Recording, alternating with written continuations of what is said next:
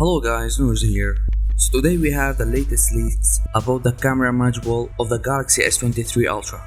Finally, after 4 years of using the same main camera sensor for the Ultra devices, Samsung decided to bring camera upgrade to the Galaxy S23 Ultra. Samsung is planning to use their new ISOCELL HP2 sensor with 200 megapixel resolution in the upcoming Galaxy S23 Ultra. And it's not just an extra megapixel, it's much bigger upgrade from the Galaxy S22 Ultra. Samsung introducing a new binning technology named Hexa Square Pixel, which is the latest technology for smartphones camera sensors. Hexa Square Pixel binning is the next big step from Samsung's current technology, and with this new binning technology at 200 megapixel we may have around 35 megapixel photos output, which is for the first time on any smartphone will be capable of shooting true 8K videos at 60 frames per second, making the S23 Ultra more attractive to customers. Also, this sensor could be an RGBW sensor. This means the camera on the Galaxy S23 Ultra will have a fuller color palette and better light sensitivity from last year's S22 Ultra.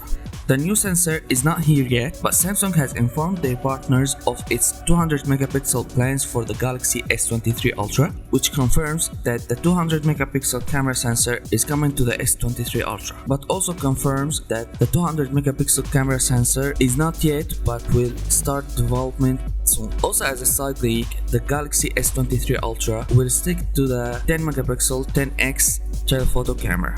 In other words, the Hexa Square Pixel, which capable of 35 megapixel photo output and true 8K shooting capabilities, will be the selling point of the Galaxy S23 Ultra. Let me know what you think about this upgrade in the comment section down below. Please don't forget to subscribe and turn on the post notification. If you like to see Samsung making fun of Apple's latest release, the iPhone 14, click on this video to enjoy it afterwards.